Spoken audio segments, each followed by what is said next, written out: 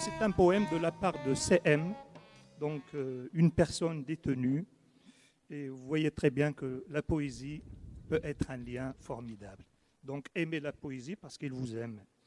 16 novembre. À pas qui résonnent dans le silence de l'inutilité, avançant automate sous écrou, sans aucun but, au détour d'un chemin de traverse inespéré, j'entamais, étonné, un combat de haute lutte. Fatigué des romances, imbu de cynisme, jamais je n'aurais misé sur la dame de cœur, croire et voir au travers de la passion et son prisme, me laisser sombrer en elle sans retenue ni peur. Merci pour lui. Merci Abdelhatif.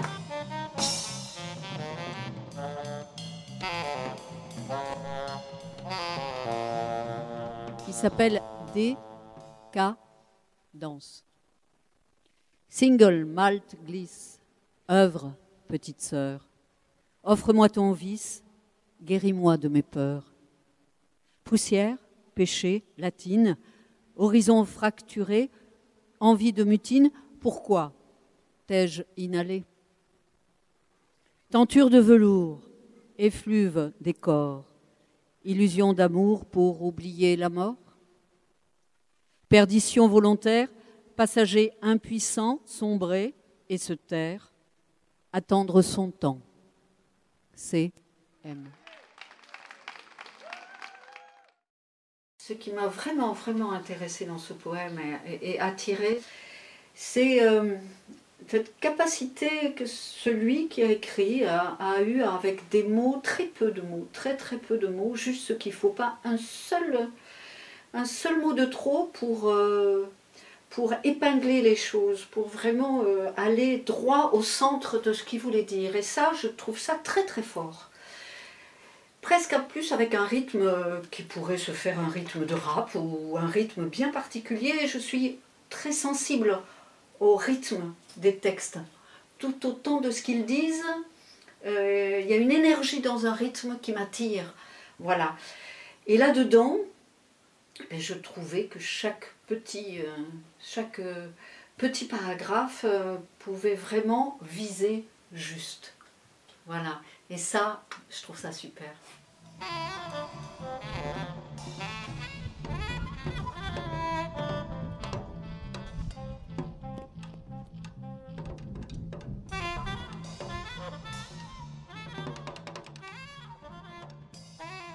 Sincérité. Sincérité, tu déplais dans toute la rigueur de ta vérité. Ne mens jamais.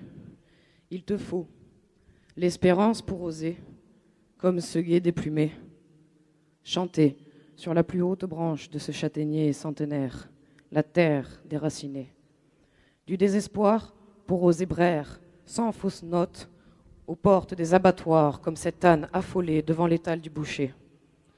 De l'inconscience pour oser demander au condamné à mort, la veille de son exécution, s'il croit en Dieu. Du courage pour oser répondre, quelques secondes seulement avant de trépasser, la tête tranchée. Ce n'est plus l'heure des devinettes. Du mépris pour oser demander au bourreau de mettre assez de sueur dans la corbeille pour ne point entacher la soutane de ce triste confesseur.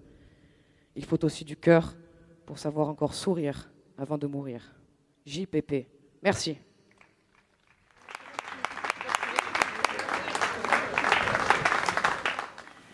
Donc j'ai choisi sincérité Déjà pour le titre qui m'a bien accroché, la première phrase. Et je dois dire que j'ai été particulièrement attirée par un passage de l'inconscience pour oser demander au condamné à mort, la veille de son exécution, s'il croit en Dieu. Et le passage d'après, ce n'est plus l'heure des devinettes. Je pense que c'est surtout ça qui m'a aidé à choisir ce texte. Et voilà, j'ai été touchée par ces mots, par ces phrases. Voilà.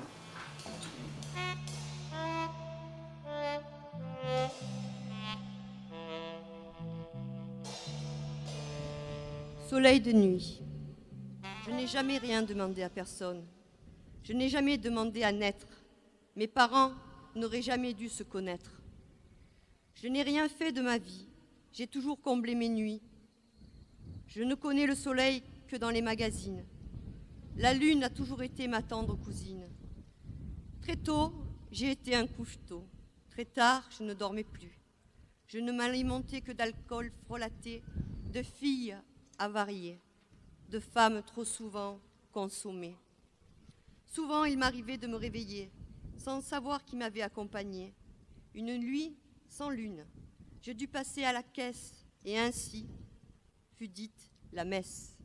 La date de péremption de mon existence ne fut jamais dépassée, et je n'avais que 30 ans. JPP.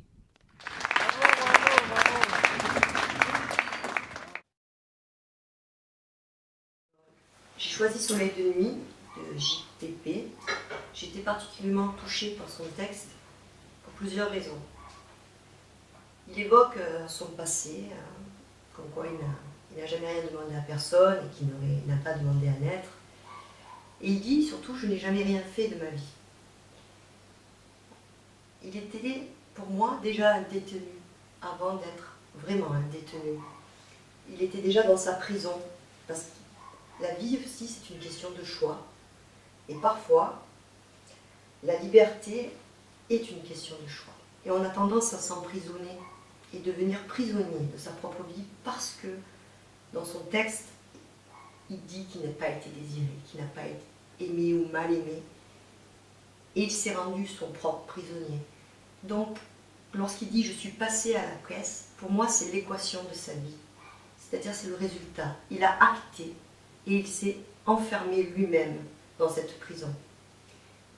Ça c'est plutôt le côté du soleil noir. Mais dans le soleil de nuit, il y a soleil. Et soleil, c'est pour moi, c'est qu'il écrit ces phrases, ce texte. Je n'avais que 30 ans. Je réalise quelque part que je peux me libérer en écrivant de ce passé, en tout cas de cette prison qui s'est forgée lui-même, ces barreaux qu'il a montés autour de lui. Alors, pour moi, c'est vraiment, ce poème m'a beaucoup touchée parce qu'il a trouvé un moyen de se libérer. Parce qu'en premier lieu, c'était une prison interne. Il s'était emprisonné en lui-même, puis il a acté dans la prison. Et en écrivant, il a trouvé une forme de liberté. Donc j'ai trouvé ça très beau, qu'il puisse écrire et que l'écriture puisse le libérer. Parce que la liberté, c'est aussi un choix de vie, mais aussi un choix de pensée. On peut être emprisonné derrière des murs, emprisonné dans la rue, et emprisonné juste en parlant avec les gens. Donc, je pense qu'il a trouvé une certaine liberté, en tout cas la sienne. C'est pour ça que j'ai choisi ce texte.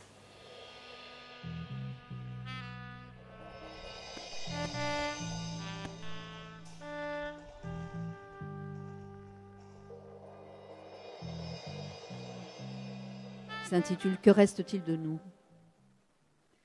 Mes souvenirs s'estompent, flous, inhumaines. Maintenant, tu n'es qu'un mannequin vide. Mais aujourd'hui, cette peine, je vais en faire un poème. Voix d'un nous divisé et d'une seule ombre. M.J. Que reste-t-il de nous qui a été écrit en 94, ça fait longtemps.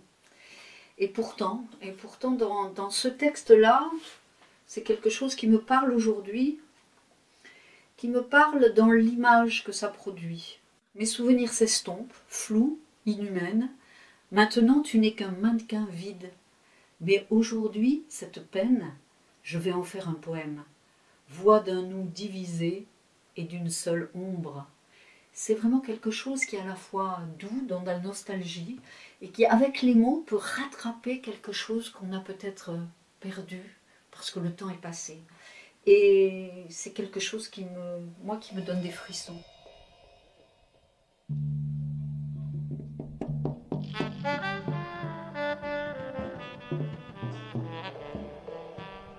Elle, que sa lettre soit en retard, que sa voix se perde dans le lointain, que son visage se noie dans le brouillard, de notre futur plus qu'incertain. Alors les pépites de bonnes nouvelles, tout soudain s'habillent de noir. Le ciel, le soleil, les étoiles et l'espoir s'effilochent bientôt et s'étirent de plus belle. Et notre cœur s'étiole dans l'abîme des souffrances, de sinistres frissons qui parcourent notre peau, se réveillent brusquement et résonnent tel l'écho. Précipitant le corps et l'esprit dans les transes, elle nous fait saisis alors de fureur et de rage. Nous sommes son jouet au gré de sa folie. Nous n'y échappons pas, elle nous garde en otage. Sa violence est intense, perverse et infinie. Cependant, c'est ainsi. Et nous sommes indigents. Nous devons nous soumettre et courber notre échine. La souffrance est notre lot, la torture notre présent. Son action est fugace, sa signature est un signe. Elle, c'est l'angoisse. J'y sais.